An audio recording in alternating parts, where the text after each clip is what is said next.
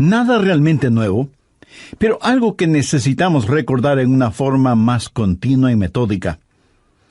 Para que sus oraciones sean contestadas, primero, debe orar en el nombre de Jesús. Veamos Juan 14, los versos 13 y 14. Jesús dijo: «Y todo lo que pidiereis al Padre en mi nombre lo haré, para que el Padre sea glorificado en el Hijo». Dios quiere glorificar a su Hijo, el Señor Jesucristo, y esa es la razón por la que debemos orar en su nombre. Y Jesús ratifica esa realidad al decir: «Si algo pidiereis en mi nombre, yo lo haré».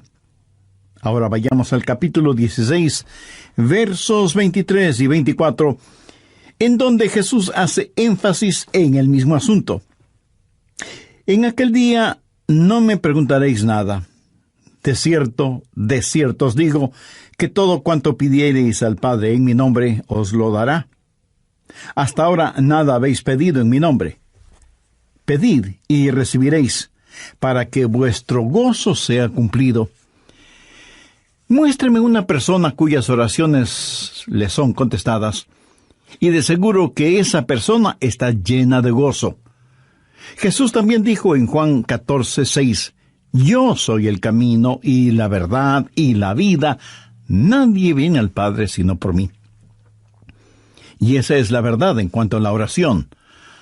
No hay forma de llegar a Dios el Padre sino únicamente por medio de su Hijo Jesucristo.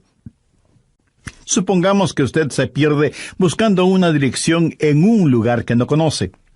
Así que detiene a una persona en la calle para que le ayude, y esa persona le dice: «Vaya derecho 3 cuadras más, luego vire a la derecha, verá una casa blanca con una cerca de madera, entonces vire a la izquierda, y esa es una calle sin salida.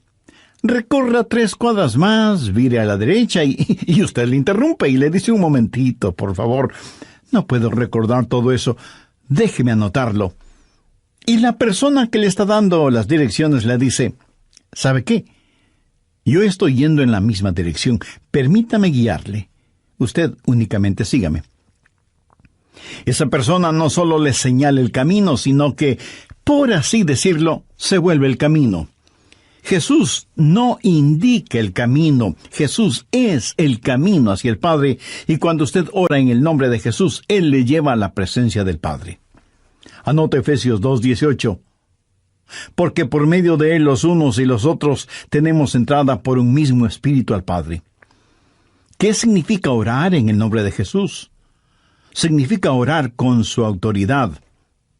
Cuando usted pone su firma en un cheque y se lo da a alguien, esa persona va al banco y lo efectiviza.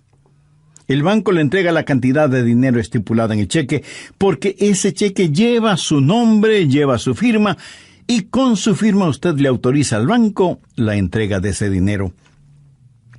Trate de ir a cualquier banco y hacer efectivo un cheque que no tiene ninguna firma, y le aseguro que estará metiéndose en profundos problemas. Cuando pedimos en el nombre de Jesús, no estamos simplemente rociando con algún polvito mágico oraciones al decir en el nombre de Jesús: «Abracadabra, que lo que he pedido se haga». No es así de ninguna manera. Orar en el nombre de Jesús significa, primero, obedecer su mandato. Segundo, hacer algo aprobado por Él. Tercero, saber que eso le dará honor y gloria a Él. Y cuarto, saber que el Padre será glorificado por lo que hacemos en el nombre de Jesús. Si usted ora sin usar el nombre de Jesús legítimamente, no tiene ninguna razón para esperar que su oración sea contestada. Ahora, obviamente, el orar en el nombre de Jesús significa que usted debe ser salvo, que debe ser su discípulo y que debe estar en comunión con Él para conocer su voluntad. No solo ora en el nombre de Jesús, sino que también ora en el Espíritu. Veamos Efesios 6:18. «Orando en todo tiempo, con toda oración y súplica en el Espíritu, y velando en ello con toda perseverancia y súplica por todos los santos». Así como se debe orar en el nombre de Jesús, hay que orar en el Espíritu. Casi al final del Antiguo Testamento hay un versículo muy interesante. Busque Zacarías 12:10. Dios habla de lo que hará en los últimos días, cuando los judíos como nación vengan a Jesús. Y derramaré sobre la casa de David y sobre los moradores de Jerusalén espíritu de gracia y oración, y mirarán a mí, a quien traspasaron, y llorarán como se llora por hijo unigénito, afligiéndose por él como quien se aflige por el primogénito. Hay muchas cosas maravillosas en este versículo, pero lo que más me bendice es que Dios dice que hay un Espíritu, el Espíritu Santo, que es el Espíritu de gracia y de oración. ¿Tiene usted dificultades al orar? ¿Sabe por qué? Porque no está lleno del Espíritu. Porque cuando lo esté, la alabanza y la oración fluirán de su Espíritu. Usted estará constantemente alabando a Dios y constantemente suplicando en oración. Dios dice que un día Él va a derramar su espíritu de gracia y oración sobre los judíos, pero Él ya ha derramado su espíritu de gracia y oración sobre usted. Por lo tanto, usted debe orar en el Espíritu. En la pequeña epístola de Judas, el verso 20, dice: «Pero vosotros, amados, edificando sobre vuestra santísima fe, orando en el Espíritu Santo». ¿Había notado eso? ¿Cómo se desafía usted mismo? Orando en el Espíritu Santo. ¿Por qué es tan importante orar en el Espíritu? Bien, sabemos que cuando oramos en el nombre de Jesús, oramos con autoridad. Pero cuando oramos en el Espíritu, oramos con fortaleza para que Él nos ayude. Déjeme, le muestro algo en Romanos 8:26. Y de igual manera, el Espíritu nos ayuda en nuestra debilidad, pues que hemos de pedir como conviene, no lo sabemos. Pero el Espíritu mismo intercede por nosotros con gemidos indecibles. Mi amigo, esto significa que cuando usted ora, no lo puede hacer sin el Espíritu, y Él no lo hará sin usted. Es el Espíritu el que ora. Y Él hace por usted lo que usted no puede hacer por usted mismo. El Santo Espíritu de Dios inspira, guía, pone energía y sostiene nuestras oraciones. Nuestro espíritu humano es débil, y aunque el espíritu esté dispuesto, nuestra carne es débil. Por lo tanto, el Espíritu Santo nos ayuda en nuestra debilidad. No hay ninguno de nosotros que alguna vez no haya dicho: «Fallé en mi vida de oración. Ojalá pudiera orar más. ¿Por qué no puedo hacerlo?». Le diré por qué no oramos más. Francamente, porque somos débiles. Pero nuestra debilidad no debe convertirse en incapacidad, sino más bien en fortaleza, porque la Biblia dice que cuando somos débiles, somos fuertes. Si aprendemos a depender en el Espíritu Santo, quien nos ayuda en nuestras debilidades, inspirándonos, guiándonos y capacitándonos. Más aún, Él nos ayuda en nuestra ignorancia.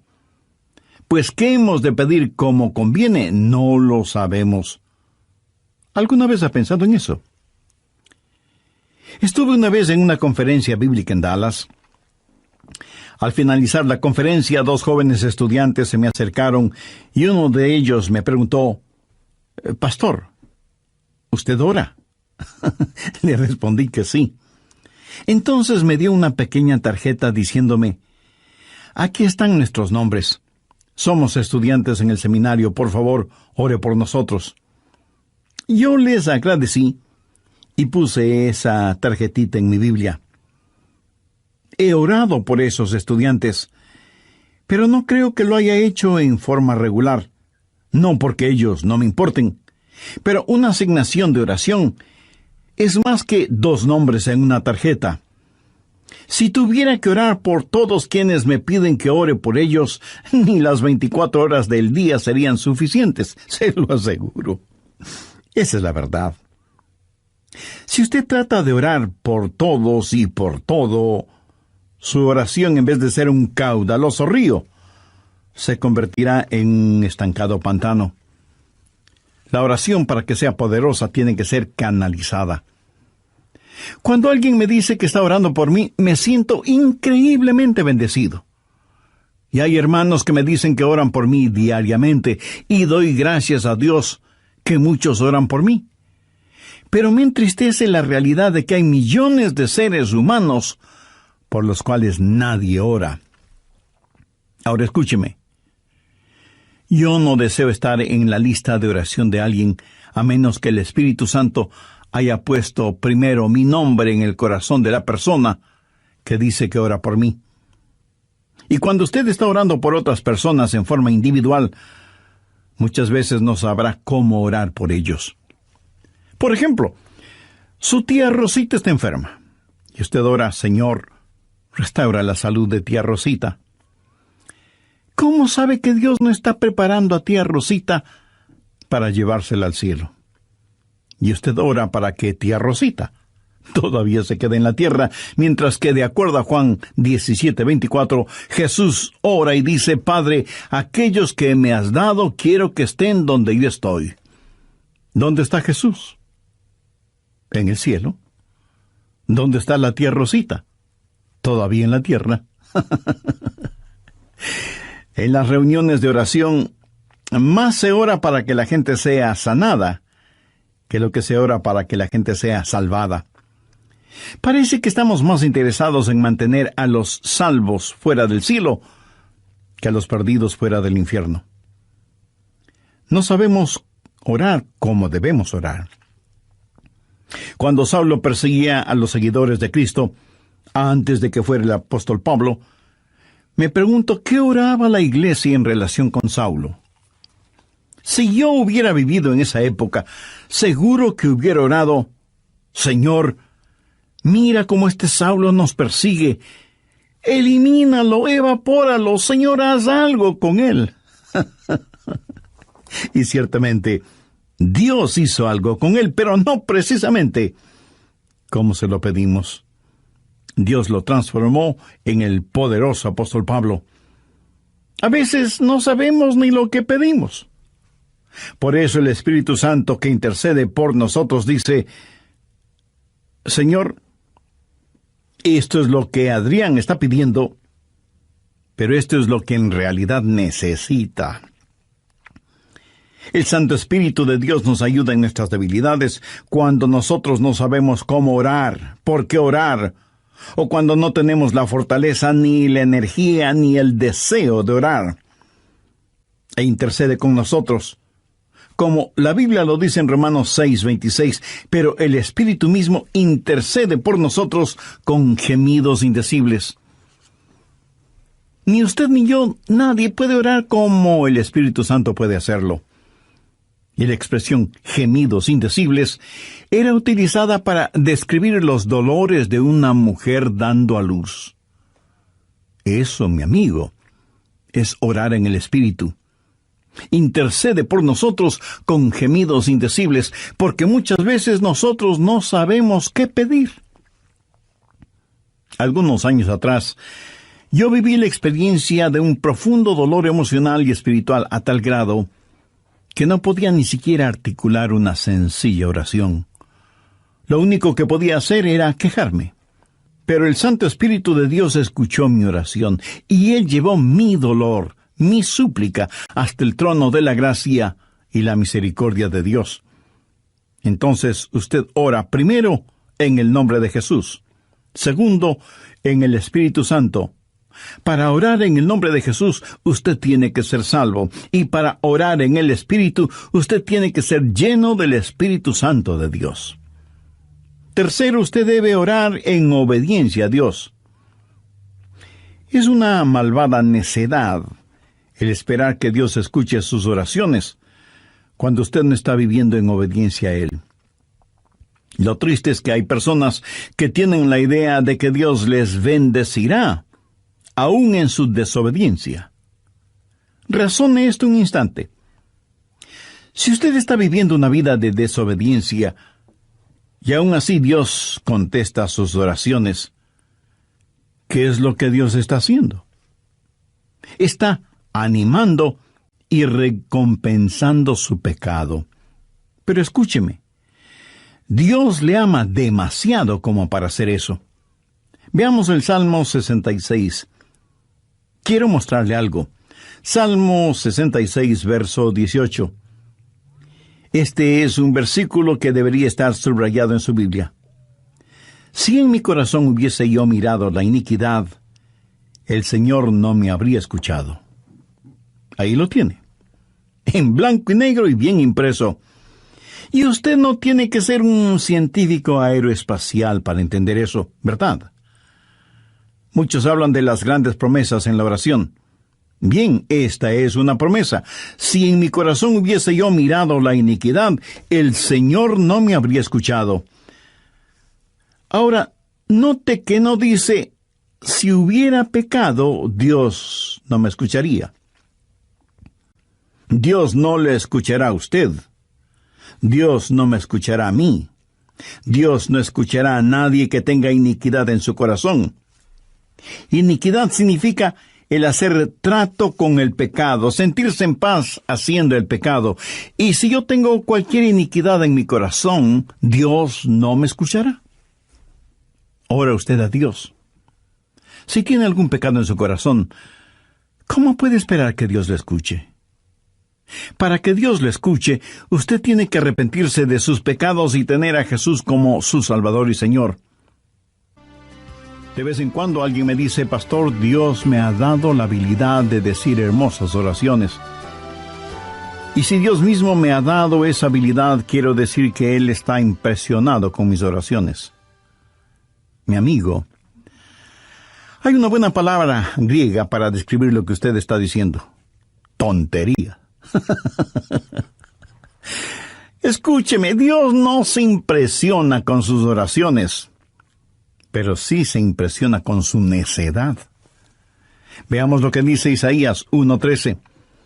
No me traigáis más vana ofrenda. ¿Sabe usted lo que es una vana ofrenda? Es solo una oración vacía. No me traigáis más vana ofrenda. El incienso me es abominación. Aquí ellos estaban en el templo quemando incienso, ofreciendo incienso en el altar. No me traigáis más vana ofrenda, el incienso me es abominación, luna nueva y día de reposo, el convocar asambleas, no lo puedo sufrir, son iniquidades vuestras fiestas solemnes. ¿Qué es lo que Dios está diciendo aquí? Que todo lo que ellos hacían como parte de su religión, Él lo detestaba. Y en Isaías 1, los versos del 15 al 17, leemos, cuando extendáis vuestras manos, yo esconderé de vosotros mis ojos. Asimismo, cuando multipliquéis la oración, yo no oiré.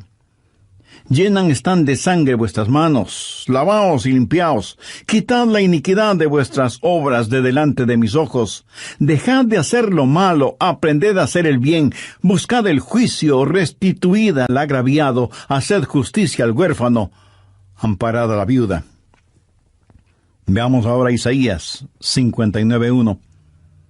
He aquí que no se ha cortado la mano de Jehová para salvar, ni se ha agravado su oído para oír. Dios no se ha vuelto manco ni sordo, pero vuestras iniquidades han hecho división entre vosotros y vuestro Dios, y vuestros pecados han hecho ocultar de vosotros su rostro para no oír. ¿Ha leído alguna vez algo del libro de Esdras? Vayamos al capítulo 9, verso 6. Esdras está orando y dice, Dios mío, confuso y avergonzado estoy para levantar, oh Dios mío, mi rostro a ti, porque nuestras iniquidades se han multiplicado sobre nuestra cabeza, y nuestros delitos han crecido hasta el cielo. Mi amigo, debemos orar en obediencia. Para resumir un poco todo esto, vamos a la primera epístola de Juan. No el Evangelio de Juan, sino la primera epístola de Juan, capítulo 3, verso 22. Y cualquier cosa que pidiéramos, la recibiremos de Él, porque guardamos sus mandamientos y hacemos las cosas que son agradables delante de Él. Los rebeldes jamás verán sus oraciones contestadas. Déjeme retroceder un poco las páginas de la historia. ¿Recuerda cuando Israel había conquistado Jericó? Y tuvieron que pelear contra un pequeño pueblito. No era ninguna gran ciudad. Un pueblito llamado Ai. Apenas 3 letras, H-A-I, Ai. Y sin embargo, los israelitas tuvieron que huir, como se dice vulgarmente, con el rabo entre las piernas, ignominiosamente derrotados. Y Josué tiene que ir y postrarse delante de Dios y preguntarle cómo pudo permitir que tal cosa sucediera. Mire lo que le contestó Dios en Josué 7, los versos 10 y 11. Y Jehová dijo a Josué, levántate, ¿por qué te postras así sobre tu rostro? Israel ha pecado. ¿Qué está diciendo?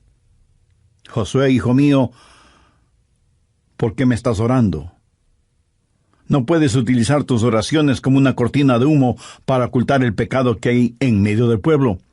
Enfrenta y elimina ese pecado, y entonces oiré tus oraciones.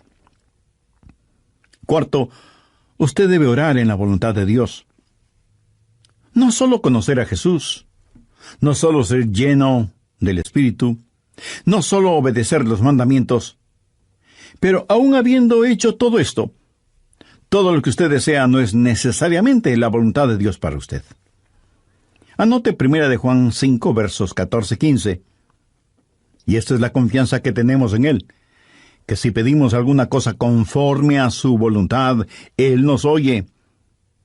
Y si sabemos que Él nos oye en cualquier cosa que pidamos, sabemos que tenemos las peticiones que le hayamos hecho. Orar en la voluntad de Dios. Y usted no encuentra la voluntad de Dios simplemente por adivinación. Pastor, ¿cómo voy a conocer la voluntad de Dios? Bien, permítame hacerle una pregunta. ¿Quiere en realidad saberlo? Y usted me responde, bueno, no sé si quiera saberlo o no. Entonces le haré otra pregunta. ¿Quiere hacer la voluntad de Dios? Y usted me responde, sí, claro que sí. ¿La quiere hacer realmente? Quiero decir, si Dios le dijera este mismo momento, hay algo que deseo que hagas, ¿lo haría? ¿Sabe usted cuál sería la primera pregunta debido a nuestra naturaleza humana? ¿Qué es, Señor? Esa no debería ser la primera pregunta o la primera respuesta. Usted no puede contestar una pregunta con otra pregunta. Usted debe contestar esa pregunta con una afirmación. Adrián, hay algo que quiero que hagas. ¿Lo harás? Yo debo contestar, sí, Señor, lo haré. ¿Qué es lo que quieres que haga? Verá, la manera de conocer la voluntad de Dios no es sabiendo lo que es, sino comprometiéndose a hacerla aún antes de saber lo que es. Eso es confianza. Sencillamente diga, Señor, estoy listo, y haré lo que quiera que tú quieras que haga. Y aunque esa frase pueda trabar nuestra lengua, destraba nuestra capacidad de obediencia. Debo admitir que muchos tienen temor de la voluntad de Dios. De alguna manera se les ha metido la idea en la cabeza de que si se prestan para servicio bajo la voluntad de Dios, van a terminar como misioneros en el país de Sal si puedes, viviendo en una choza con piso de tierra, comiendo carne de serpiente o quién sabe qué otros exóticos alimentos. ¿Sabe qué? Pudiera ser que así suceda. La forma de conocer la voluntad de Dios es aceptando la voluntad de Dios antes de conocer cuál es la voluntad de Dios. Y aunque suena complicado lingüísticamente, espiritualmente no lo es. Pero usted me dice, el pastor, quiero más detalles. Muy bien, le voy a dar más detalles. La voluntad de Dios es buena, perfecta y aceptable. Y si piensa que esto lo digo porque soy muy inteligente, pues siento desilusionarle. Veamos qué dice Romanos 12, versos 1 y 2. Así que, hermanos, os ruego por las misericordias de Dios, que presentéis vuestros cuerpos en sacrificio vivo, santo, agradable a Dios, que es vuestro culto racional. No os conforméis a este siglo, sino transformaos por medio de la renovación de vuestro entendimiento, para que comprobéis cuál sea la voluntad de Dios, agradable y perfecta. Usted no necesita saber nada más que esto. La voluntad de Dios es buena, agradable y perfecta. Preséntese usted mismo como un sacrificio vivo y santo delante de Dios, y usted, sin ninguna sombra de duda, conocerá y comprobará que la voluntad de Dios es siempre buena, agradable y perfecta. La oración no es para manipular la voluntad de Dios, para que se amolde a la suya. Es descubrir la voluntad de Dios y meterse de cabeza en ella. Pero escúcheme con atención. En última instancia, usted no encuentra la voluntad de Dios. La voluntad de Dios lo encuentra usted. Cuando su corazón está bien con Dios, usted presenta su cuerpo como un sacrificio vivo y rehúsa el ser amoldado por el sistema y los valores del mundo, para más bien ser transformado, renovado en su mente y empezar a pensar los pensamientos de Cristo y, por lo tanto, tener la capacidad de orar en la voluntad de Dios. Quinto, orar en comunión con los creyentes. Por favor, busque el Evangelio de Marcos, capítulo 11, los versos 25 y 26. Y cuando estéis orando, perdonad si tenéis algo contra alguno, para que también vuestro Padre que está en los cielos os perdone a vosotros vuestras ofensas. Porque si vosotros no perdonáis, tampoco vuestro Padre que está en los cielos os perdonará vuestras ofensas. Mi amigo, no se olvide que un pecado no perdonado es la más formidable barrera contra la oración. Tantas personas se preguntan por qué sus oraciones no son contestadas cuando están guardando tremendos resentimientos en su corazón. Le pregunto, ¿ese resentimiento, ese enojo, vale la pena tenerlo? Lo que es peor, ¿vale la pena ir acumulándolo, guardándolo, hasta que por fin estalla, hiriendo no solo a quienes motivaron ese enojo, sino a usted mismo? La satisfacción carnal de guardar un resentimiento contra alguien no vale de ninguna manera la pena porque impide que nuestras oraciones sean contestadas. Escuché de una pequeña niña que una noche, por haberse portado mal, su mamá le mandó temprano a la cama. Pero antes de acostarse, la niña debía orar. Ella así lo hizo. Oró por su hermana y su hermano, oró por su papá y su abuelita, oró por sus amigas en la escuela, oró por su profesora, oró por su perro y por su gato, y finalizó con un alegre amén.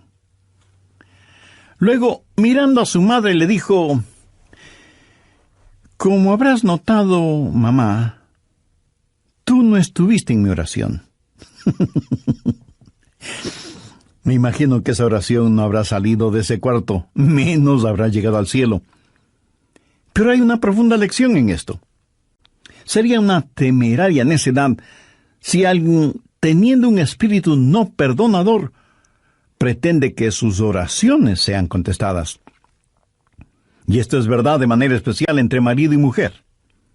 En 1 de Pedro 3:7 leemos: «Vosotros maridos igualmente, vivid con ella sabiamente, dando honor a la mujer como a vaso más frágil y como a coherederas de la gracia de la vida». ¿Para qué? Para que vuestras oraciones no tengan estorbo. Muchos esposos y esposas, aun siendo creyentes, viven como perros y gatos, son como palo y piedra, y aun así se preguntan por qué sus oraciones no son contestadas. Sexto, usted debe orar en fe. En Mateo 21:22 leemos: y todo lo que pidiereis en oración, creyendo, lo recibiréis. Por favor, subraye en su Biblia la palabra creyendo. Ore creyendo, y todo vendrá. Ore dudando, y nada tendrá. ¿Alguna vez has dicho, Dios, yo creo, cuando en realidad no creía? Muchos piensan que el decir que creen les será contado como si en verdad creyeran. Estaban mintiendo, ellos lo sabían, y Dios también lo sabía. ¿Alguna vez ha orado sabiendo que Dios escuchaba sus oraciones y recibió una respuesta de Dios? Verá, la fe es también un regalo de Dios. La fe no es algo que usted guarde en su bolsillo o en su cartera para gastarla en cualquier cosa que se le antoje. Usted no puede tener fe para nada fuera de la voluntad de Dios, porque Dios no da fe para nada que esté fuera de su voluntad. Y usted no puede tener ninguna fe a menos que Dios se la dé. Y no faltará quien pregunte, ¿por qué no tengo más fe? Si usted pone en práctica lo que he compartido en este estudio bíblico, le puedo asegurar que descubrirá que la fe está ahí. Cuando usted ora en el nombre de Jesús, cuando usted ora en el Espíritu Santo, cuando usted ora en obediencia y en comunión, cuando ora en la voluntad de Dios, la fe está ahí. Pero si estos elementos espirituales no están ahí, tampoco estará la fe. Ustedes, esposos, han tenido alguna vez un argumento. Y si me dice que no, con toda mi cariñosa cortesía le diré que son mentirosos. Cuando marido y mujer tienen un argumento y no lo solucionan, y luego se arrodillan para orar por su hijito enfermo, ¿no se sienten espiritualmente enfermos? ¿No sienten que están actuando hipócritamente? Saben que sus oraciones no se elevarán ni un centímetro del piso y por lo tanto jamás llegarán al cielo. No tienen ninguna fe como para que sus oraciones sean contestadas.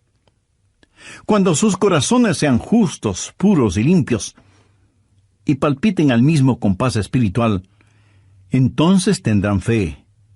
Y al tener fe, esa fe será el combustible para transportar su oración hasta el trono de la gracia de Dios. Jorge Muller, de Bristol, Inglaterra, fue un gran siervo de Dios y un poderoso hombre de fe.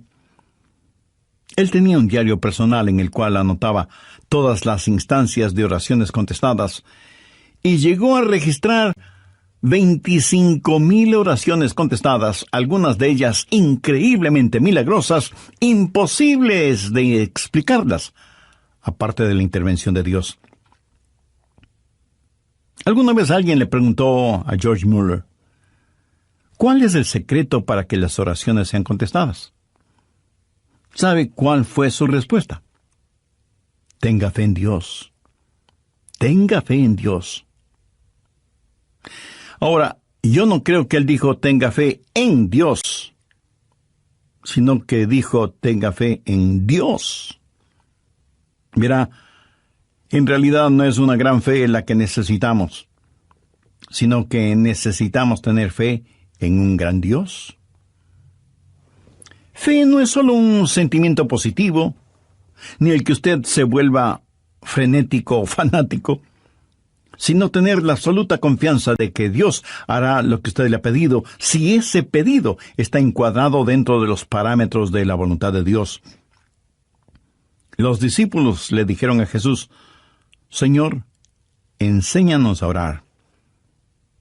Y ese debe ser nuestro pedido también, para que Dios nos ayude a ser hombres y mujeres de oración.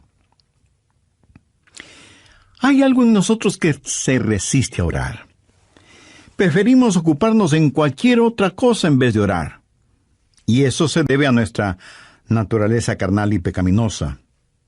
Por eso necesitamos la ayuda de Dios para que amemos de tal manera a Jesús y seamos llenos de su Espíritu Santo para que la oración fluya de nosotros en forma constante y que oremos siempre en el nombre del Señor Jesucristo. ¿Ha notado con qué facilidad podemos pasar horas haciendo deportes o realizando nuestros pasatiempos favoritos o simplemente mirando programas en la televisión? Pero ¿qué trabajo nos cuesta invertir unos minutos en la oración? La oración eficaz, mi estimado amigo, debe ser un acto intencional de nuestra voluntad. No debemos acercarnos al trono de la gracia en forma casual, sino en forma totalmente intencional. Seguramente entre quienes me escuchan habrá quienes, a pesar de ser religiosos, este asunto de la oración es muy secundario en sus vidas. Ahora, si usted aún no es salvo, mayor razón para que ore a Dios.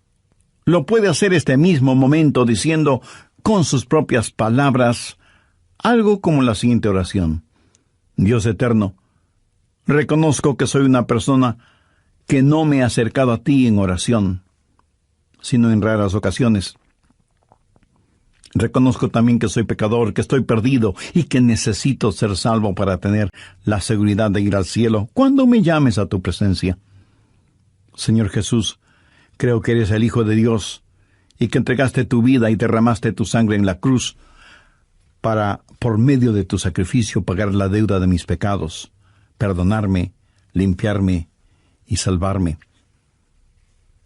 No sé si mi fe es grande o pequeña, pero con la fe que tengo este momento te invito a que vengas a mi corazón y seas mi Salvador y mi Señor.